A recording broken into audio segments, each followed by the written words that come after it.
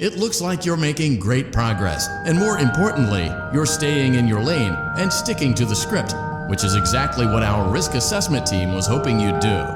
Please.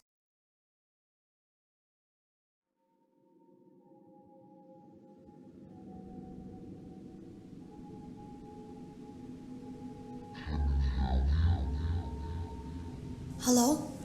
Can you hear me? Don't exit this room, okay? This isn't a mistake.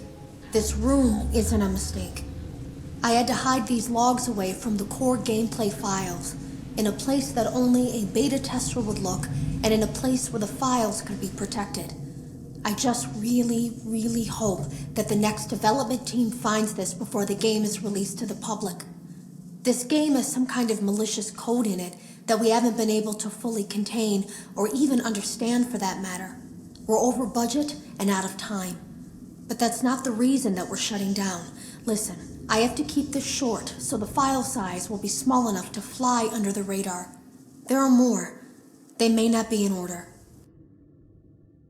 I saw it for the first time today.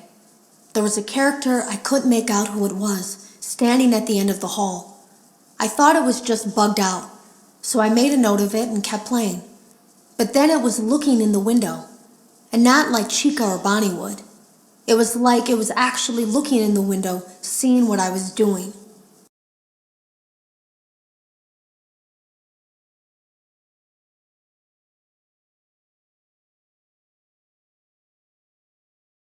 I heard a pretty heated conversation this morning between Dale, our manager, and someone else on the line. It really feels like this project is in trouble, in no small part because I heard a pretty heated conversation this morning between Dale, our manager, and someone else on the line. It really feels like this project is in trouble, in no small part because of the lawsuit, I'm sure. There has to be a lawsuit, there's no way there isn't. It happened in this building just a few doors down from me. I think it's made worse by the fact that Jeremy tried to tell us something was wrong. But as a dev team, we all just saw it as a challenge to find what the problem was and fix it. Who could have known that? I have to go. Have you ever heard of a guillotine paper slicer? It sounds made up, but it's an actual piece of office equipment. I didn't even know we had one in the supply room. I guess they're more common at businesses that do a lot of graphic design work. I remember seeing one when I was still in school, and even then, I knew how dangerous it looked. I was always afraid of losing a finger. That seems so silly now. Jeremy used to do design work.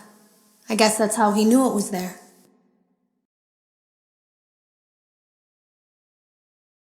The drawers have been emptied out. Someone was here. I don't think it was spring cleaning either. No, there was plastic on the floor. Someone was definitely here during the night. It had to have been the client. I mean, they sent us that stuff in the first place with no explanation, told us to scan it, said it would expedite the process so we wouldn't need to program any pathfinding ourselves. It was a budget thing. Circuit boards and things like that. Looked pretty old. Somehow, though, there was usable code on some of it. It seemed to take hold by itself. Things started changing. But then, he started appearing. At least that's what Jeremy said.